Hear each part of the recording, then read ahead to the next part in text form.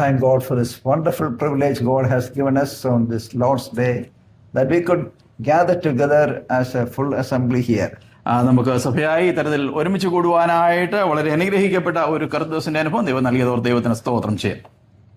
We feel that this is a better place, that we can really enjoy the closeness and we can have the freedom of worship here today. I'm so happy that many brethren could stand up and share and also give thanks to the Lord. വളരെ അനുഗ്രഹിക്കപ്പെട്ട ഒരു സന്ദർഭമായും സ്ഥലമായും പ്രത്യേകിച്ച് തോന്നുകയുണ്ടായി. കാരണം നമുക്ക് അന്യോന്യ കൂട്ടായ്മയുടെ ആ സന്തോഷം അനുഭവിപ്പാനും അതുപോലെ ദൈവത്തെ ആത്മാർത്ഥമായി മഹത്വപ്പെടുത്തുവാനും ഇടയായി. തന്നെയുമല്ല, അനേക സഹോദരന്മാർ അത്തരത്തിൽ കർത്താവിനെ മഹത്വപ്പെടുത്തുന്നത് കേൾക്കുവാനും ഇടയായി. Our brothers did not have any trouble of finding out the parking place. Without any tension, we could park the vehicle and come in. സഹോദരന്മാർക്ക് പാർക്കിംഗ് പ്ലേസ് കണ്ടുപിടിക്കാനും അങ്ങനെയുള്ള ബുദ്ധിമുട്ടുകൾ ഒന്നും ഉണ്ടായില്ല എന്ന് വിശ്വസിക്കുന്നു. Our sisters also did not have any trouble to make the arrangement for the lunch. Of course, some brothers also. സഹോദരിമാർക്കും അതുപോലെ ചില സഹോദരന്മാർക്കും ആണെങ്കിലും ലഞ്ചിന്റെ കാര്യത്തിലും ആലോചിച്ച് ആ രീതിയിലും വിഷമിക്കേണ്ടി വന്നിട്ടില്ല. We thank God for the book of Revelation again. നമുക്ക് പിന്നെയും വെളിപ്പാട് പുസ്തകത്തിനായിട്ട് ദൈവത്തിന് സ്തോത്രം ചെയ്യാം. For many believers, the book of Revelation is not there in the Bible. അനേക വിശ്വാസികൾക്ക് വെളിപ്പാട് പുസ്തകം അവരുടെ ബൈബിളിന്റെ ഒരു ഭാഗമല്ല എന്നുള്ളതാണ് ശരി. And hardly believers read this book. വളരെ ചുരുക്കമായിട്ടാണ് വിശ്വാസികൾ ഈ പുസ്തകം വായിക്കുന്നത് തന്നെ. And most of the believers will end with the second or third chapter of the book of Revelation. മിക്ക വിശ്വാസികളുടെയും ഒരു അനുഭവം എന്നുള്ളത് വെളിപ്പാട് പുസ്തകം വായിച്ചാലും ഏതാണ്ട് 3-ാം അധ്യായം കൊണ്ട് നിർത്തിക്കളയും. Even if you go through the commentaries, they will have some commentaries which will go beyond our head. നാം വ്യാഖ്യാന ഗ്രന്ഥങ്ങളൊക്കെ പരിശോധിച്ചാലും പല വ്യാഖ്യാന ഗ്രന്ഥങ്ങളും നമ്മുടെ തലയ്ക്ക് മുകളിൽ കൂടി ആയിരിക്കും ഈ കാര്യങ്ങളൊക്കെ കടത്തിവിടുന്നത്. In order to study this book, I have gone through at least some 10 to 15 commentaries and the books. ഈ പുസ്തകത്തിന്റെ ഒരു പഠനത്തിനായിട്ട് ഒരു 10-15 വ്യാഖ്യാന ഗ്രന്ഥങ്ങൾ അത്തരത്തിൽ പരിശോധിക്കുവാനായിട്ട് സഹോദരനിടയായി. No one book will agree with the other. ഒരു പുസ്തകവും അത്തരത്തിലുള്ള ഒരു ഗ്രന്ഥവും മറ്റൊരു ഗ്രന്ഥവുമായി ഒരുപോലെ ചേർന്ന് പോകുന്നത് കാണുന്നില്ല. But the notes that I have taken is mostly from Dr. Charles Ryer's the commentary on Revelation. പ്രത്യേകിച്ച് എന്നാൽ ഇപ്പോൾ താൻ ഉപയോഗിക്കുന്ന ഈ നോട്ടുകൾ അല്ലെങ്കിൽ തയ്യാറാക്കിയ നോട്ടുകൾ ചാൾസ് റയറിയുടെ കമന്ററി വെളിപ്പാട് പുസ്തകത്തെ കുറിച്ചുള്ള പ്രത്യേക കമന്ററി ഉണ്ട്. അതിൽ നിന്നാണ് കൂടുതലും എടുത്തിരിക്കുന്നത്, അല്ലെങ്കിൽ അതാണ് ആധാരമാക്കിയിരിക്കുന്നത്. If you want to have a detailed study of the book of Revelation again, please read this book and study it. നമുക്ക് ഇത് കൂടുതൽ ആഴത്തിൽ പഠിക്കണം എന്നുണ്ടെങ്കിൽ തീർച്ചയായും ആ പുസ്തകം വായിക്കുന്നത് വളരെ പ്രയോജനകരമായിരിക്കും. This is a more simplified commentary than other commentaries. മറ്റ് പല വ്യാഖ്യാന ഗ്രന്ഥങ്ങളെക്കാളും അത് മനസ്സിലാക്കുവാൻ എളുപ്പമുള്ള അല്ലെങ്കിൽ ലളിതമായ ഒരു ആഖ്യാന ശൈലിയാണത്. Another reason why I have selected this book is I am using the Ryrie Study Bible. അതുപോലെ ആ പുസ്തകം ഉപയോഗിക്കാനുണ്ടായ മറ്റൊരു കാരണം എന്നുള്ളത് സഹോദരൻ റയറി സ്റ്റഡി ബൈബിളാണ് ഉപയോഗിക്കുന്നത്. So shall we focus on chapter 6 again? നമുക്ക് വീണ്ടും 6-ാം അധ്യായത്തിലേക്ക് നമ്മുടെ ശ്രദ്ധയെ തിരിക്കാം. As we have seen other day, chapters 4 and 5 is an introduction to the rest of the book. നാം കഴിഞ്ഞ ദിവസം ഓർപ്പിച്ചതുപോലെ 5-6 അധ്യായങ്ങൾ എന്നുള്ളത് 4 and 5 4-5 അധ്യായങ്ങൾ എന്നുള്ളത് തുടർന്നുള്ള അധ്യായങ്ങളുടെ അല്ലെങ്കിൽ ഭാഗത്തിന്റെ ഒരു മുഖവുരയായിട്ട് ഇരിക്കുന്നു. We have gone through the book of Revelation chapter 6 yesterday, other day. കഴിഞ്ഞ ദിവസം നാം 6-ാം അധ്യായം വെളിപ്പാട് പുസ്തകത്തിന്റെ 6-ാം അധ്യായം നാം വിശദമായി പരിശോധിക്കുകയുണ്ടായി. But we will have a little more glimpse on this chapter. എന്നാൽ ഈ അധ്യായം ഒരാവർത്തി കൂടെ നാം ഒന്ന് ഓടിച്ചു വായിക്കുവാനായിട്ട് അല്ലെങ്കിൽ ശ്രദ്ധിക്കുവാനായിട്ട് താല്പര്യപ്പെടുകയാണ്. As we go through this book, as we go through this chapter, you will see a beautiful similarities between Jesus's sermon on sermon in Matthew's Gospel chapter 24. നാം ഈ അധ്യായത്തിൽ കൂടെ കടന്നു പോകുമ്പോൾ മത്തായിയുടെ സുവിശേഷം 24-ാം അധ്യായത്തിൽ രേഖപ്പെടുത്തിയിരിക്കുന്ന കർത്താവിന്റെ ആ പ്രസംഗവുമായി വളരെ താരതമ്യം അല്ലെങ്കിൽ സിമിലാരിറ്റീസ് കാണുവാനായിട്ട് കഴിയും. This is known as the Olivet Discourse of our Lord. Olivumala പ്രഭാഷണം എന്നാണ് ആ പ്രസംഗത്തെ അറിയപ്പെടുന്നത്. And this book, this sermon is world famous sermon. കർത്താവിന്റെ ആ ഒരു പ്രസംഗം അല്ലെങ്കിൽ പ്രഭാഷണം ലോകപ്രസിദ്ധമായ ഒരു പ്രഭാഷണമാണ്. In the book of Matthew chapter 24, we don't read anything about the rapture of the church. മത്തായിയുടെ സുവിശേഷം 24-ാം അധ്യായത്തിലേക്ക് വരുമ്പോൾ സഭയുടെ ഉൽപ്രാവണത്തെ കുറിച്ച് നാം അവിടെ വായിക്കുന്നില്ല. However, the book of Matthew is the only book that records about the prediction about the church. എന്നാൽ സഭയെക്കുറിച്ചുള്ള പ്രവചനങ്ങൾ രേഖപ്പെടുത്തിയിരിക്കുന്ന ഒരേ ഒരു സുവിശേഷം അല്ലെങ്കിൽ ഒരേ ഒരു ഭാഗം മത്തായിയുടെ സുവിശേഷം തന്നെയാണ്. Matthew's Gospel chapter 16 and verse 18. മത്തായിയുടെ സുവിശേഷം 16-ാം അധ്യായം 18-ാം വാക്യത്തിലേക്ക് വരുമ്പോൾ there we read about the church. അവിടെ സഭയെക്കുറിച്ച് നാം വായിക്കുന്നുണ്ട്.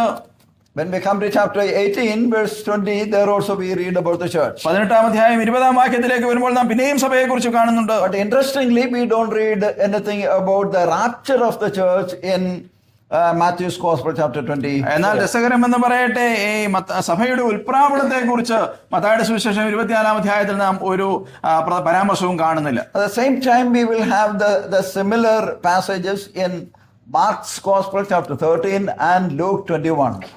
മർക്കോസിന്റെ സുവിശേഷം 13-ാം അധ്യായത്തിലും ലൂക്കോസിന്റെ സുവിശേഷം 21-ാം അധ്യായത്തിലും ഏതാണ്ട് ഇതേ ഭാഗങ്ങൾ രേഖപ്പെടുത്തിയിരിക്കുന്നത് കാണുവാനായിട്ട് കഴിയും. In the Olivet discourse which the Lord has given, we don't read anything about the rapture.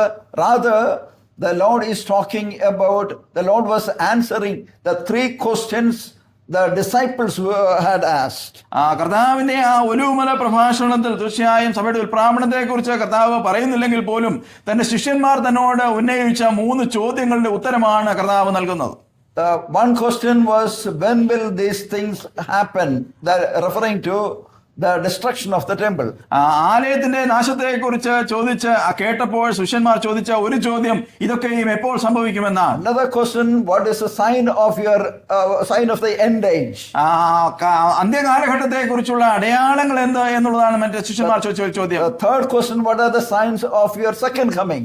മൂന്നാമത്തെ ചോദ്യം, നിന്റെ മടങ്ങി വരവിന്റെ ലക്ഷണങ്ങൾ എന്താണ്? The Lord was giving, the Lord did not answer the first question. കർത്താവ് ആദ്യത്തെ ചോദ്യത്തിന് ഉത്തരം പറയുന്നില്ല. And he was giving the answer to the 2 other questions. മറ്റേ 2 ചോദ്യങ്ങൾക്കും കർത്താവ് ഉത്തരം പറയുന്നുണ്ട്.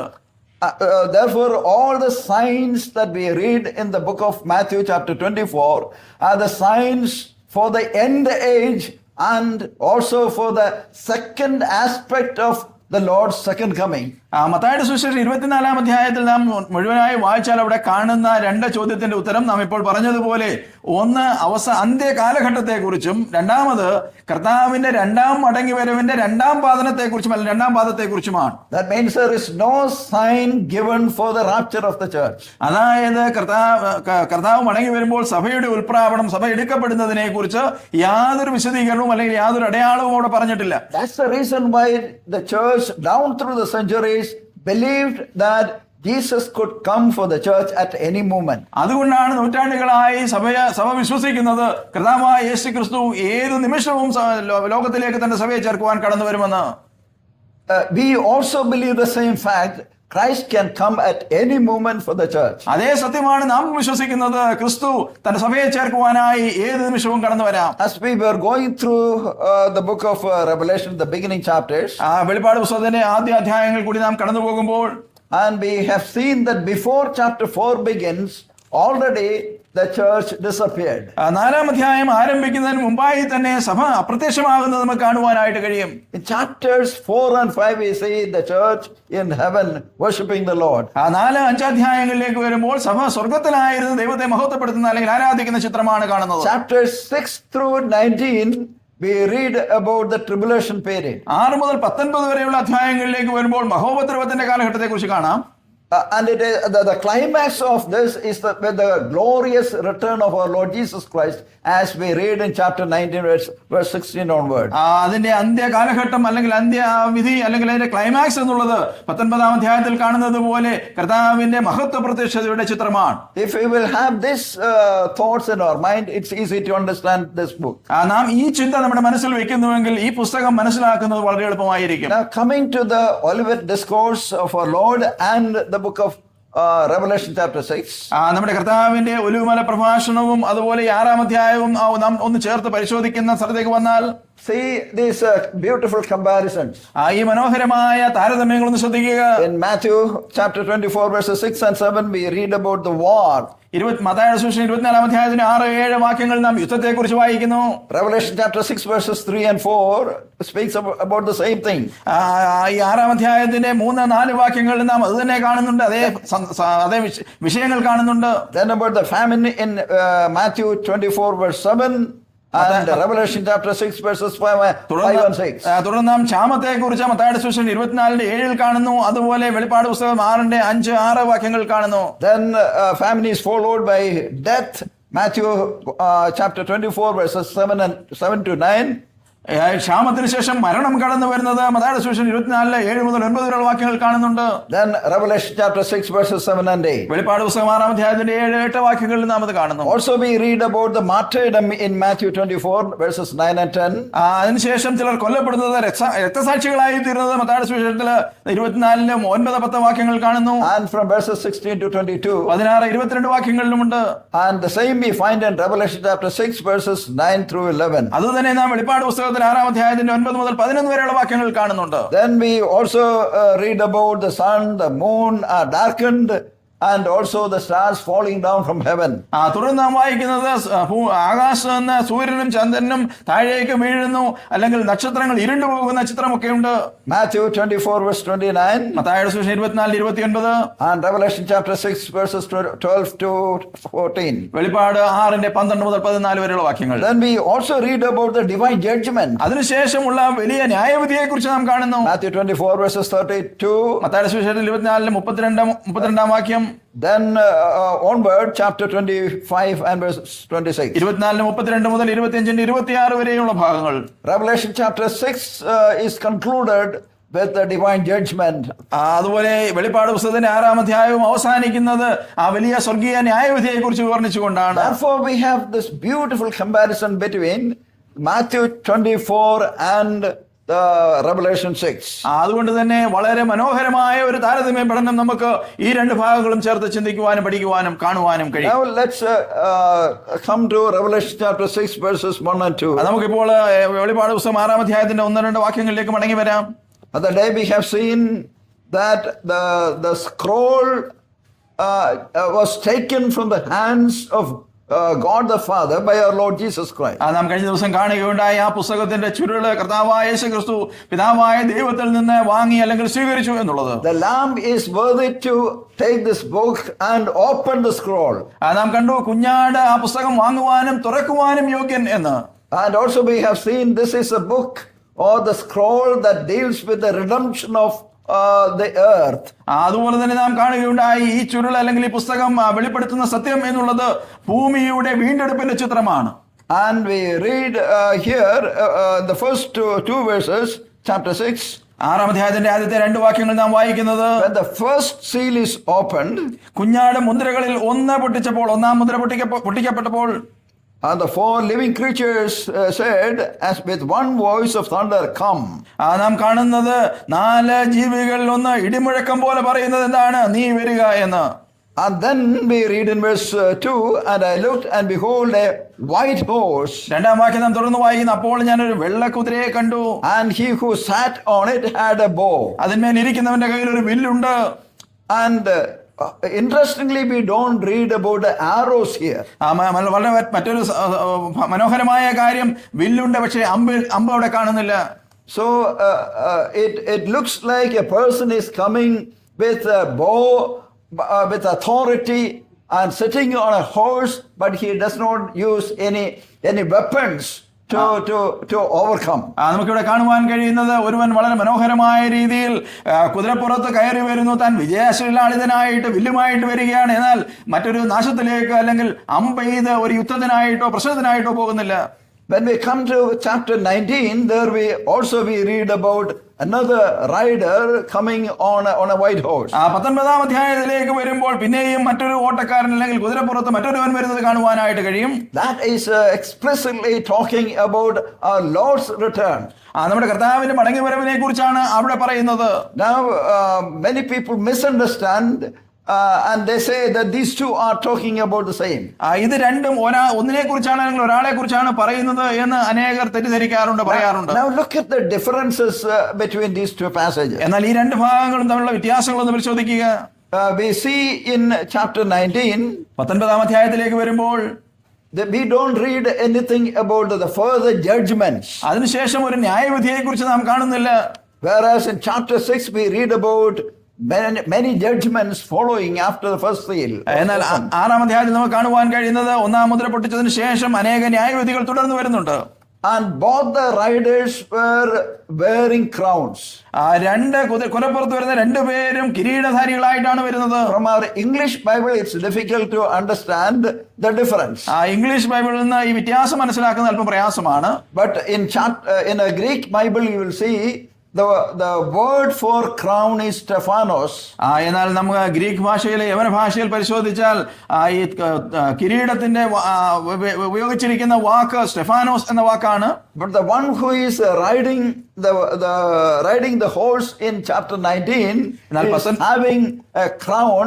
The word is used diadema or diadem. 19-ാം അധ്യായത്തിലേക്ക് കുതിരപ്പുറത്ത് വരുന്നവനെ കുറിച്ച് വായിക്കുമ്പോൾ അവന്റെ കിരീടത്തെ കുറിച്ച് വായിക്കുന്നത് ഒരു തേജസ്കരിക്കപ്പെട്ട അനുഭവത്തിൽ ഡയാഡമ എന്ന വാക്കാണ്. ഒരു രാജാവിന്റെ കിരീടത്തെ കുറിച്ചാണ് കാണുന്നത്. So the Stephanos is a victor's crown. Stephanos എന്നുള്ളത് വിജയിയുടെ ഒരു കിരീടമാണ്. Whereas the diadem belongs to a king. എന്നാൽ ഡയഡം 19-ാം അധ്യായത്തിൽ പറയുന്ന ആ ഒരു കിരീടം എന്നുള്ളത് ഒരു രാജാവിന്റെ കിരീടമാണ്, രാജകിരീടമാണ്. Our Lord Jesus Christ is having the diadem.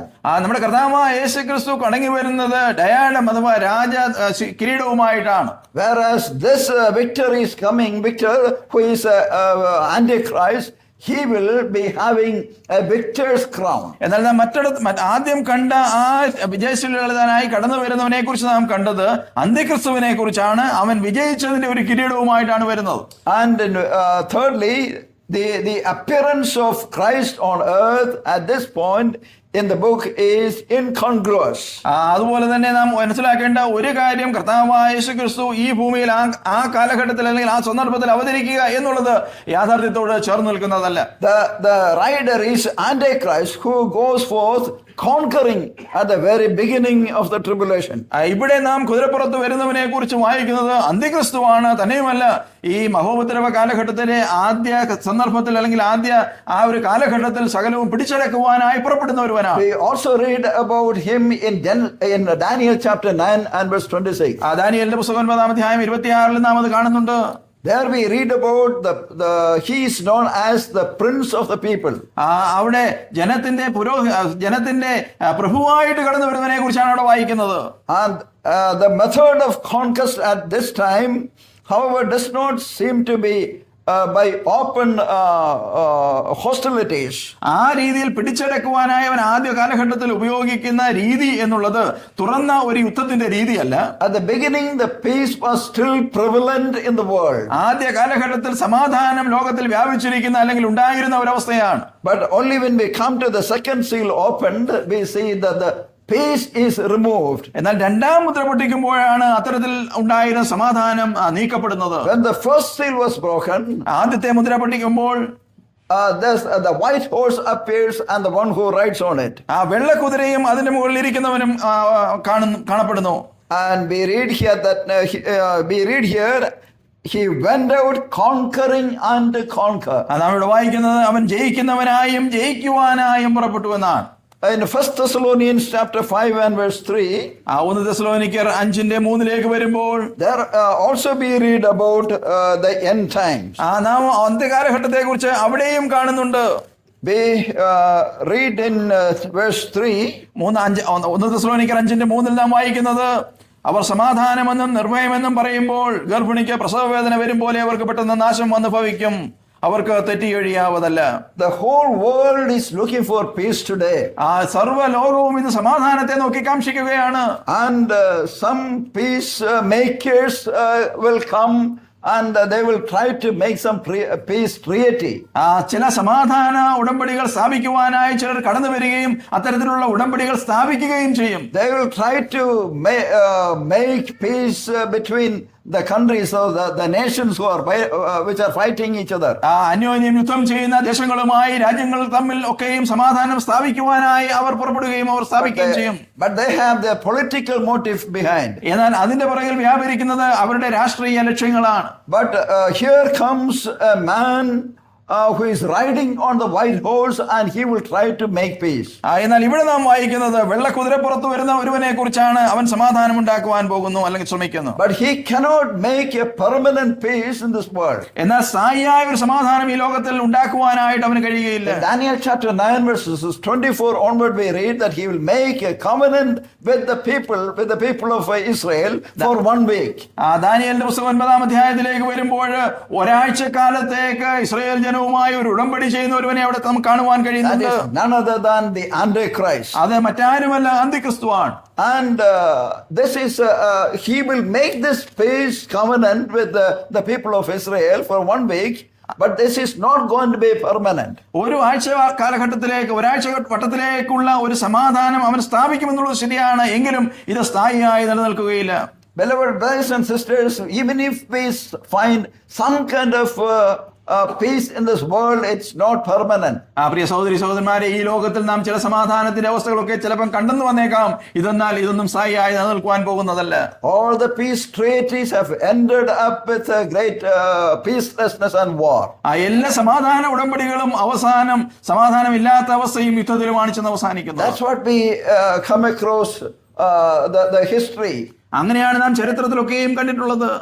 And even if the present world is going to make some peace treaty, ഈ നാളുകളിലുമുള്ള ലോകത്തിലും നാം സമാധാനത്തിന്റെ ഉടമ്പടികളൊക്കെ സ്ഥാപിക്കുവാൻ ശ്രമിച്ചാലും അല്ലെങ്കിൽ സ്ഥാപിച്ചാലും very soon that is going to end. അത് വേഗത്തിൽ അവസാനിക്കും. Okay, then we come to the second seal opened. രണ്ടാമത്തെ മുദ്ര പൊട്ടിക്കുന്നതിലേക്ക് നമുക്ക് വേഗത്തിൽ കടന്നു പോകാം. There we read about the red horse. അവിടെ നാം ചുവന്ന കുതിരയെ കാണുന്നു. What does the red horse speak about? എന്താണ് ഈ ചുവന്ന കുതിര കാണിക്കുന്നത്? The red horse is talking about the war. നാം അവിടെ യുദ്ധത്തെ കുറിച്ചാണ് വായിക്കുന്നത്. We read here, and when he broke the second seal, I heard the second living creature saying, "Come," and another red horse went out, and to him who sat on it, it was granted to take peace from the earth, and that men should slay one another. And a great sword was given to him. There is going to be an open war everywhere. 3-4 വാക്യങ്ങൾ നാം വായിക്കുന്നത്, അവൻ രണ്ടാം മുദ്ര പൊട്ടിച്ചപ്പോൾ വരിക എന്ന രണ്ടാം ജീവി പറയുന്നത് ഞാൻ കേട്ടു. അപ്പോൾ ചുവന്നതായ മറ്റൊരു കുതിര പുറപ്പെട്ടു. അതിന്റെ പുറത്തിരിക്കുന്നവന് മനുഷ്യർ അന്യോന്യം കൊല്ലുവാൻ തക്കവണ്ണം ഭൂമിയിൽ നിന്ന് സമാധാനം എടുത്തു കളയേണ്ടതിന് അധികാരം ലഭിച്ചു. ഒരു വലിയ വാളും അവന് കിട്ടി. തുറന്ന ഒരു യുദ്ധത്തിന്റെ ചിത്രമാണ് ഇവിടെ കാണുന്നത്. The world is going to enter into a war now. ലോകം ഒരു യുദ്ധത്തിന്റെ അവസ്ഥയിലേക്ക് ഈ സന്ദർഭത്തിൽ കടക്കുകയാണ്. The tribulation period is for 7 years. നമ്മ ഓർക്കണം, മഹോപദ്രവ കാലഘട്ടം എന്നുള്ളത് 7 വർഷമാണ്. This 7 seals judgment is not particularly mentioned about one period of time or 1 year or 2. ഈ 7 മുദ്രകൾ എന്നുള്ളത് അത്തരത്തിൽ കാലഘട്ടം, അതായത് ഓരോ വർഷത്തേക്ക് ഓരോ മുദ്ര എന്നുള്ള നിലയിലല്ല ക്രമീകരിച്ചിരിക്കുന്നത്. But it will go through the first year through the last year. എന്നാൽ ഒന്നാമത്തെ വർഷം മുതൽ അവസാന വർഷം വരെയും ഇത് കടന്നു പോകും. So the red color, red horse suggests an open war. നാം കാണുന്ന രണ്ടാമത്തെ ഈ ചുവന്ന കുതിര എന്നുള്ളത് തുറന്ന ഒരു യുദ്ധത്തെയാണ് സൂചിപ്പിക്കുന്നത്. Then we come to the third seal opened. പിന്നീട് നാം മൂന്നാം മുദ്ര പൊട്ടിക്കുന്നത് കാണുന്നു. Keep your Bibles open and see these references. ഈ ഭാഗങ്ങൾ വേദപുസ്തകം പുറത്തുറന്ന് പരിശോധിക്കുക. Then we read about the black horse appearing. നാം ഇവിടെ കാണുന്ന ഒരു കറുത്ത കുതിരയെയാണ്. And what happens at this time? ഈ സന്ദർഭത്തിൽ എന്താണ് സംഭവിക്കുന്നത്? There will be famine. വലിയ ഒരു ക്ഷാമം ഉണ്ടാകുന്നു. We know that after every war there will be famine in the world. നമുക്കറിയാം, ഓരോ യുദ്ധത്തിന് ശേഷവും ലോകത്തിൽ ക്ഷാമങ്ങൾ ഉണ്ടാകും. There will be lack of food everywhere. നാം ക്ഷാമത്തിന്റെ അവസ്ഥ യുദ്ധത്തിന് ശേഷം വരുന്നത് ആഹാരമില്ലാത്ത അവസ്ഥയിലാണ്. This is not a local war. ഒരു പ്രാദേശികമായ ഒരു യുദ്ധത്തെ കുറിച്ചല്ല പറയുന്നത്. Our Lord said in Matthew 24 there will be wars and rumors of wars. കർത്താവ് 24-ാം അധ്യായത്തിൽ മത്തായിയുടെ സുവിശേഷത്തിൽ പറയുന്നത് യുദ്ധവും യുദ്ധശ്രുതികളും നിങ്ങൾ കേൾക്കുമെന്നാണ്. And now the time is going to come that the wars will break out in different places. ഈ ഒരു സന്ദർഭത്തിൽ യുദ്ധം വിവിധങ്ങളായ സ്ഥലങ്ങളിൽ പൊട്ടിപ്പുറപ്പെടും. there the famine will be such that in verse 6 we read, നാം 6-ാം വാക്യത്തിലേക്ക് വരുമ്പോൾ ആ ഒരു ക്ഷാമത്തിന്റെ ഒരു ചിത്രം അവിടെ കാണുന്നുണ്ട്. a quart of wheat for a denarius and 3 quarts of barley for a denarius. ഒരു പണത്തിന് ഒരിടങ്ങഴി ഗോതമ്പ്, ഒരു പണത്തിന് 3 ഇടങ്ങഴി യവം. Normally 1 denarius was a day's wage for a person. ഇവിടെ പറഞ്ഞിരിക്കുന്ന ഒരു പണം അല്ലെങ്കിൽ ദിനാരിയസ് എന്നുള്ളത് ഒരുവന്റെ ഒരു ദിവസത്തെ കൂലിക്ക് സമമാണ്. And he can collect food only for himself with 1 denarius. ആ ഒരു പണം കൊണ്ട് ഒരുവന്റെ ആഹാരം മാത്രമേ നിവൃത്തിയാകുകയുള്ളൂ. How about for the rest of the family? എന്നാൽ കുടുംബത്തിൽ ബാക്കിയുള്ളവരുടെ സ്ഥിതി എന്തായിരിക്കും? They will not have food. അവർക്ക് ആഹാരമില്ലാത്ത അവസ്ഥ വരും. So during this time many will die due to their famine.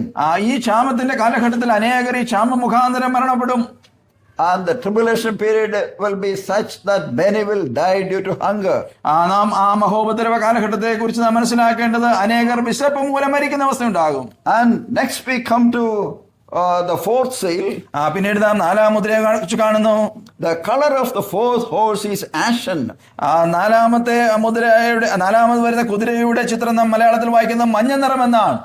Literally it means yellowish green. അതിന്റെ ആക്ഷരികമായ അർത്ഥം ആഷൻ എന്നുള്ള വാക്കുകൊണ്ട് മഞ്ഞയും പച്ചയും ചേർന്ന ഒരു നിറമാണ്. The same word is used in verses chapter 8 verse 7 and 9 verse 4. 8-ാം അധ്യായം 7-ാം വാക്യത്തിലും 9-ാം അധ്യായത്തിന്റെ 4-ാം വാക്യത്തിലും ഇതേ വാക്ക് നമുക്ക് കാണുവാനായിട്ട് കഴിയും. And also in Mark's Gospel chapter 6 verse 39. മർക്കോസിന്റെ സുവിശേഷം 6:39 നമുക്കത് കാണുവാനായിട്ട് കഴിയും.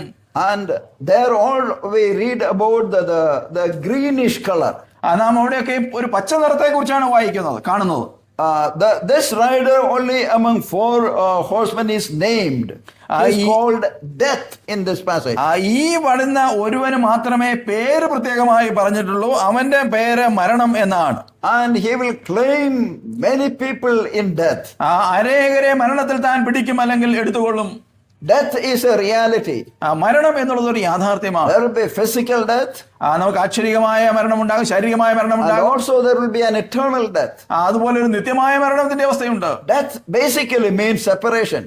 മരണം എന്നുള്ളത് ഒരു വേർപാടിന്റെ അനുഭവമാണ്. Physical death means a separation of our body and between our body and the immaterial part we have in us.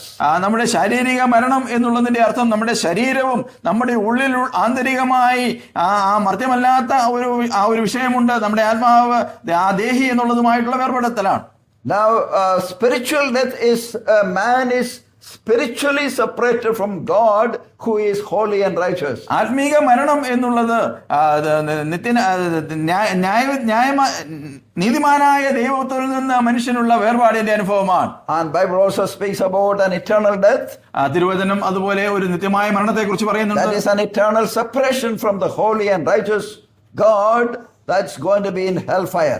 വിശുദ്ധനും നീതിമാനുമായ ദൈവത്തിൽ നിന്നുള്ള എന്നേക്കുമായ ഒരു വേർപാട് ആ മരണത്തിന്റെ അവസ്ഥയിലേക്ക്, അതുപോലെ നരകത്തീയുടെ അനുഭവത്തിലേക്ക് കടക്കുന്ന chapter 20 verse 14.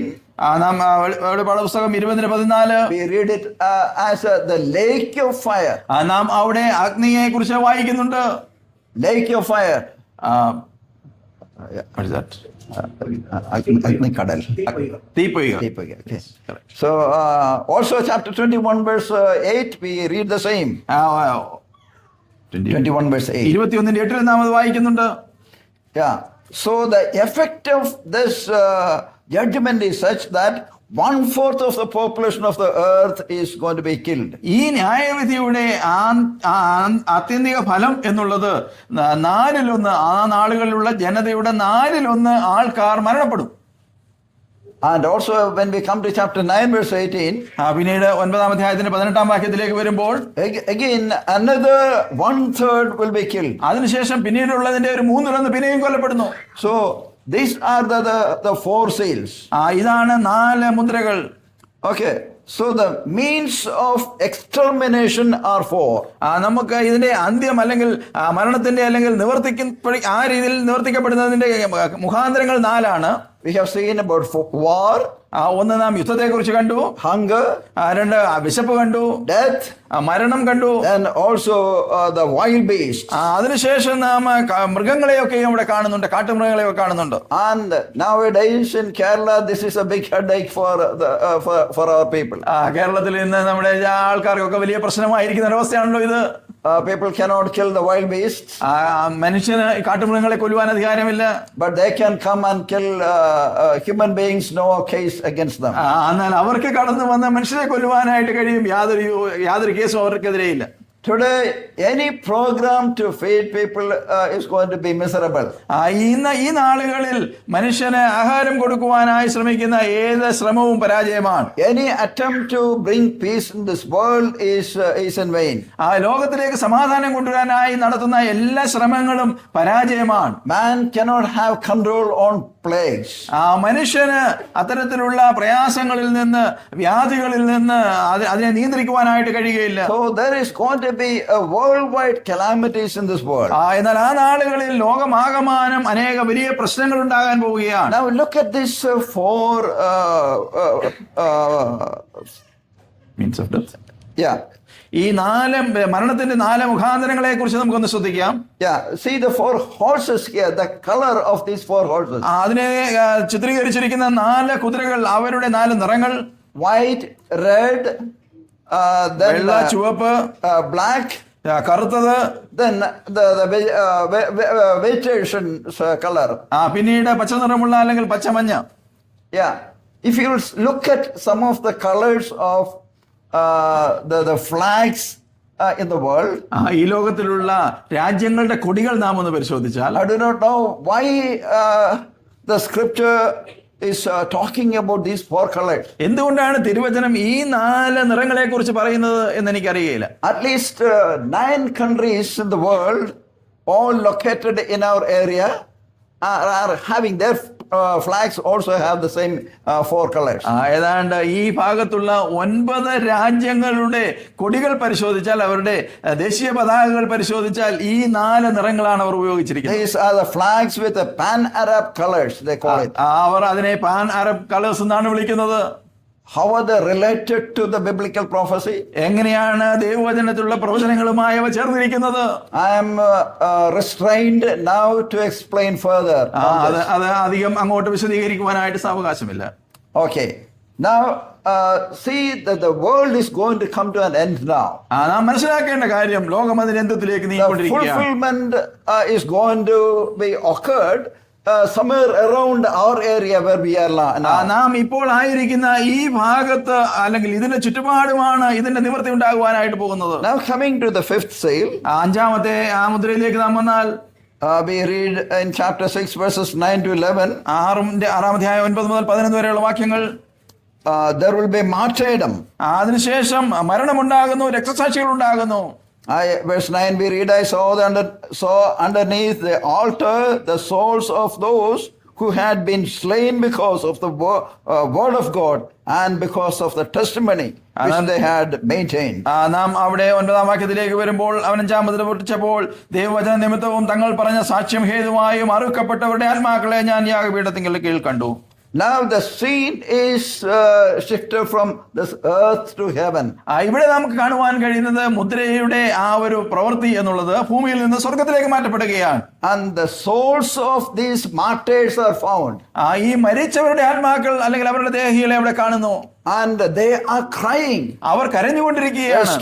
10-ാം വാക്യം, they cry, how long, O Lord, holy and true, will thou refrain from judging and avenging our blood on those who dwell on the earth? 10-ാം വാക്യത്തിൽ നാം വായിക്കുന്നത് ഇങ്ങനെയാണല്ലോ, വിശുദ്ധനും സത്യവാനുമായ നാഥ, ഭൂമിയിൽ വസിക്കുന്നവരോട് ഞങ്ങളുടെ രക്തത്തെക്കുറിച്ച് നീ എത്രത്തോളം ന്യായവിധിയും പ്രതികാരവും നടത്താതെ ഇരിക്കുമെന്ന് അവർ ഉറക്കെ നിലവിളിച്ചു. Who are these martyrs? ആരാണ് ഈ കൊല്ലപ്പെട്ടവർ? These are not the martyrs of the church. സഭയിൽ നിന്ന് രക്തസാക്ഷികളായവരല്ല ഇവർ. These are the martyrs that will come out from the tribulation. ഈ മഹോപദ്രവ കാലഘട്ടത്തിൽ നിന്ന് വന്ന ആ കാലഘട്ടത്തിൽ കൊല്ലപ്പെട്ടവരാണിവർ. how they are martyrs. അവരെങ്ങനെയാണ് മരണത്തിലായത്, അല്ലെങ്കിൽ എങ്ങനെയാണ് സാക്ഷികളായത്? Because of the word of God and for the testimony of Christ. ആ തിരുവചനം ഹേതുവായും അതുപോലെ അവർ പറഞ്ഞ സാക്ഷ്യം ഹേതുവായും. How are they saved? അവർ എങ്ങനെയാണ് രക്ഷിക്കപ്പെട്ട അനുഭവമാകുന്നത്? Beloved, always the biblical principle is a person can be saved by God's grace and through faith. നാം മനസ്സിലാക്കേണ്ട ഒരു കാര്യം, ദൈവവചനത്തിന്റെ അടിസ്ഥാന പ്രമാണം എന്നുള്ളത് ഏതൊരുവനും കൃപയാലും ദൈവവചനത്തിനാലും രക്ഷിക്കപ്പെടുവാനായിട്ട് കഴിയും. When the church will disappear from this earth, ഈ ലോകത്തിൽ നിന്ന് സഭ അപ്രത്യക്ഷമായതിനു ശേഷം the Holy Spirit permanent dwelling with the church will not be here. പരിശുദ്ധാത്മാവ് സഭയോട് ചേർന്ന് സ്ഥിരമായി ഭൂമിയിൽ ആവസിക്കുന്ന അനുഭവം ഉണ്ടാവുകയില്ല. Still there will be many people getting saved during the tribulation period. എന്നാൽ അതിനുശേഷം മഹോപദ്രവത്തിന്റെ കാലഘട്ടത്തിലും അനേകം രക്ഷിക്കപ്പെടുന്ന അനുഭവത്തിലേക്ക് കടന്നു വരുവാനായിട്ട് കഴിയും. And at that time those who come to faith will have a very, very difficult times. എന്നാൽ ആ നാളുകളിൽ വിശ്വാസത്തിലേക്ക് കടന്നു വരുന്നവരെ സംബന്ധിച്ചിടത്തോളം വളരെ വളരെ കഠിനമായ അനുഭവങ്ങൾ അവർക്കുണ്ടാകും. They have to pay the price for their faith in the Lord. അവർക്ക് കർത്താവിലുള്ള അവരുടെ വിശ്വാസത്തിന് വലിയ വില കൊടുക്കേണ്ടി വരും. Many will be tortured. വളരെ ഉപദ്രവങ്ങൾ അവർക്ക് നേരിടേണ്ടി വരും. And many will be martyred. അനേകർ കൊല്ലപ്പെടും. And now we find here that the souls are crying to the Lord in the presence of the Lord. ഇവിടെ കർത്താവിന്റെ സന്നിധാനത്തിൽ കർത്താവിനോട് കരയുന്ന ആത്മാവിനെ അല്ലെങ്കിൽ ദേഹിയെ നമുക്ക് കാണുവാനായിട്ട് കഴിയും. And what's the lesson that we get out of it? അതിൽ നിന്ന് നാം പഠിക്കുന്ന പാഠം എന്താണ്? And death is a reality. മരണം എന്നുള്ളത് ഒരു യാഥാർത്ഥ്യമാണ്. If we'll die for the Lord, it is worth. കർത്താവിന് വേണ്ടി നാം മരിക്കുന്നുവെങ്കിൽ തീർച്ചയായും അത് പ്രയോജനകരമാണ്, വിലയുള്ളതാണ്. Now these are the martyrs. ഇത് രക്തസാക്ഷികളാണ്. And they are in the presence of the Lord. അവർ കർത്താവിന്റെ സന്നിധാനത്തിലായിരിക്കുന്നു. And they are crying, Lord, how long? കർത്താവേ എത്ര നാൾ എന്ന് അനേകർ കരഞ്ഞുകൊണ്ടിരിക്കുകയാണ്. Today the people of God are crying to the Lord. ഇന്ന് ദൈവജനം സഭ കർത്താവിനോട് കരയുകയാണ്. How long we need to suffer in this world? കർത്താവേ ഞങ്ങൾ എത്രത്തോളം ഇതിന് സഹിക്കണം? How long the people will have to tolerate the injustice in the world? അനീതി നാം എത്രത്തോളം സഹിക്കേണ്ടി വരും കർത്താവേ എന്ന ചോദ്യം. But the Lord has the answer here. എന്നാൽ കർത്താവ് ഇവിടെ ഉത്തരം നൽകുന്നുണ്ട്. Wait for a while. ഒരല്പം കാത്തിരിക്കുക. Few more are yet to be saved in this dispensation. ഈ കാലഘട്ടത്തിലും ചിലർ കൂടെ രക്ഷയിലേക്ക് കടന്നു വരുവാനുണ്ട്. We read in 2 Peter chapter 3 and verse 10. 2 പത്രോസ് 3-ാം അധ്യായത്തിന്റെ 10-ാം വാക്യത്തിൽ നാം കാണുന്നുണ്ടല്ലോ. 9 and 10. 9-10 വാക്യങ്ങൾ. Why the Lord is delaying for his return. കർത്താവിന്റെ മടങ്ങി വരവ് എന്തുകൊണ്ടാണ് താമസിപ്പിക്കുന്നത് എന്നുള്ളത് നാം അവിടെ കാണുന്നുണ്ട്. Many people have a misunderstanding of these verses. ഈ ഭാഗത്ത് അനേകർ അത് തെറ്റിദ്ധരിക്കാറുണ്ട്. But here we read in verse 9. 9-ാം വാക്യത്തിൽ നാം വായിക്കുന്നത്, The Lord is not slow about his promise as some count slowness, but is patient toward you, not wishing for any to perish, but for all to come to repentance. 2 പത്രോസ് 3-9 വാക്യത്തിൽ നാം ഇങ്ങനെയാണ് വായിക്കുന്നത്, ചിലർ താമസമെന്ന് വിചാരിക്കുന്നത് പോലെ കർത്താവ് തന്റെ വാഗ്ദത്തം നിവർത്തിക്കുവാൻ താമസിക്കുന്നില്ല. ആരും നശിച്ചു പോകാതെ എല്ലാവരും മാനസാന്തരപ്പെടുവാൻ അവൻ ഇച്ഛിച്ച് നിങ്ങളോട് ദീർഘക്ഷമ കാണിക്കുന്നത്. Right now, why the Lord is tarrying for his coming? എന്തുകൊണ്ടാണ് കർത്താവ് ഈ നാളുകളിൽ തന്നെ മടങ്ങി വരവ് താമസിപ്പിക്കുന്നത്? The repentance of some of you. നിങ്ങളിൽ ചിലരുടെ മാനസാന്തരത്തിന്റെ ആവശ്യമുണ്ട്. The Lord is not waiting for the repentance of the entire world. സർവ്വലോകത്തിന്റെ മാനസാന്തരത്തിനായിട്ടല്ല കർത്താവ് കാത്തിരിക്കുന്നത്. If you will read from chapter 3 verses 1 onward, you will see two groups of people. 3-ാം അധ്യായം നാം 1 മുതലുള്ള ഭാഗം താഴോട്ട് വായിച്ചാൽ 2 കൂട്ടരെ അവിടെ കാണുവാനായിട്ട് കഴിയും. One group is mentioned as you. Why are you? ഒരു കൂട്ടരെ നിങ്ങൾ എന്നാണ് പറയുന്നത്. And other group is mentioned as mockers and they. മറ്റു ചിലരെ കുറിച്ച് അവർ പരിഹാസികളെന്നും അവർ എന്നും പറയുന്നു. And Jesus' patience is not for them. കർത്താവിന്റെ ക്ഷമ അവർക്ക് വേണ്ടിയല്ല. Jesus' patience is for you. യേശു കർത്താവിന്റെ ക്ഷമ നിങ്ങൾക്ക് വേണ്ടിയാണ്, നമുക്ക് വേണ്ടിയാണ്. About the elect ones, the blood-bought children. കർത്താവ് വീണ്ടെടുത്തവർ അല്ലെങ്കിൽ തിരഞ്ഞെടുത്തവരെ, തന്റെ രക്തത്താൽ വീണ്ടെടുത്തവരെ അവർക്ക് വേണ്ടിയാണ് കർത്താവ് ക്ഷമ. God wants them to repent and be reconciled to him. അവർ മാനസാന്തരപ്പെട്ട് കർത്താവിനോട് നിരന്നുകൊള്ളണം എന്നതിന് അതിനുവേണ്ടിയാണ് കർത്താവ് കാത്തിരിക്കുന്നത്. If the relationship is broken, ആ ഒരു ബന്ധം വിച്ഛേദിക്കപ്പെട്ടിരിക്കുന്ന അവസ്ഥയിലാണ്. God wants them to mend their ways. ആ ബന്ധം പുനഃസ്ഥാപിക്കുവാനായി കർത്താവ് ആഗ്രഹിക്കുന്നു. The Lord is waiting for our repentance, your repentance and my repentance. കർത്താവ് അവരുടെ മനസ്സാന്തരത്തിനായി നിങ്ങളുടെയും എന്റെയും മനസ്സാന്തരത്തിനായി കാത്തിരിക്കുകയാണ്. That's the reason why the Lord is waiting now. അതുകൊണ്ടാണ് ഇപ്പോൾ കർത്താവ് കാലതാമസം അല്ലെങ്കിൽ താമസം വരുത്തുന്നത്. Now these martyrs, എന്നാൽ ഇവിടെ നാം കണ്ട ഈ രക്തസാക്ഷികൾ, they will be there during the tribulation period. അവർ ആ മഹോപദ്രവ കാലഘട്ടത്തിലുള്ളവരാണ്. And their souls already have reached the presence of the Lord. അവരുടെ ദേഹികൾ ദൈവത്തിന്റെ സന്നിധാനത്തിലേക്ക് അവരുടെ ആത്മാക്കൾ എത്തിക്കഴിഞ്ഞു. The Lord said that you wait for some more time. കർത്താവ് അവരോട് പറയുന്നത് അല്പം കൂടെ കാത്തിരിക്കുക Few എന്നാണ്. more are to join you. നിങ്ങൾ ചിലർ കൂടെ നിങ്ങളുടെ കൂട്ടത്തിലേക്ക് കടന്നു വരേണ്ടിയിരിക്കുന്നു. And when the number is completed, ആ സംഖ്യ പൂർണ്ണമാകുമ്പോൾ, well, the Lord will avenge the people who persecuted them. അവരെ ആ രീതിയിൽ കഷ്ടത്തിൽ കൂടെ കടത്തിവിട്ടവരുടെ നേരെ കർത്താവ് പ്രതികാരം നടത്തും. Beloved, the believers have great hope in this world. പ്രിയ ദൈവജനമേ, വിശ്വാസികൾക്ക് ഈ ലോകത്തിൽ വലിയ ആ ഒരു പ്രത്യാശയുണ്ട്. Even if we suffer persecutions in this world, ഈ ലോകത്തിൽ നാം എതിർപ്പുകളും അല്ലെങ്കിൽ കഷ്ടങ്ങളും നേരിട്ടാലും, even if some of us will have to suffer martyrdom, ചിലർക്ക് ഒരുപക്ഷെ രക്തസാക്ഷിത്വത്തിന്റെ അനുഭവത്തിൽ കൂടി കടന്നു പോകേണ്ടി വന്നാൽ പോലും, we have a blessed hope that our Lord will give us a bright future. നമുക്ക് വലിയൊരു പ്രത്യാശയുള്ളത് നമ്മുടെ കർത്താവ് നമുക്ക് വലിയ ഒരു ഭാവി വാഗ്ദാനം ചെയ്തിട്ടുണ്ട്. Our greatest hope is our Lord is going to come. നമ്മുടെ ഏറ്റവും വലിയ പ്രത്യാശ എന്നുള്ളത് കർത്താവ് വരും, മടങ്ങി വരും We are എന്നുള്ളതാണ്. not waiting for the tribulation period to begin. നാം കാത്തിരിക്കുന്നത് ഈ മഹോപദ്രവ കാലഘട്ടം ആരംഭിക്കുവാനല്ല. We are not waiting for the Antichrist to reveal. അന്ത്യക്രിസ്തു കടന്നു വരുവാനല്ല നാം കാത്തിരിക്കുന്നത്. Probably he is somewhere in this world right now being trained as a theologian. ഒരുപക്ഷെ ഈ നാളുകളിൽ വളരെ ഒരു ദേവശാസ്ത്രജ്ഞൻ എന്നുള്ള നിലയിൽ താൻ ആ രീതിയിൽ പരിശീലിക്കപ്പെടുകയായിരുന്നേക്കാം. Probably he is being trained as a world dictator today. ഒരുപക്ഷെ ഈ നാളുകളിൽ വലിയൊരു ഭരണാധികാരിയായിട്ട് താൻ ആ രീതിയിൽ പരിശീലിക്കപ്പെടുകയായിരിക്കാം. But we are not waiting for him. എന്നാൽ നാം അവന് വേണ്ടിയല്ല കാത്തിരിക്കുന്നത്. Our hope is on the Lord. നമ്മുടെ പ്രത്യാശ നമ്മുടെ കർത്താവിലാണ്. He can come at any time. തീർച്ചയായും അവൻ എപ്പോൾ വേണമെങ്കിലും മടങ്ങി വരാം. Let us be prepared. നമുക്ക് കാത്തിരിക്കുകയും നമുക്ക് ഒരുങ്ങിയിരിക്കുകയും ചെയ്യാം. May God bless us with these words. ഈ വാക്കുകൾ മുഖാന്തരം ദൈവം ധാരാളമായി നമ്മെ അനുഗ്രഹിക്കുമാറാകട്ടെ.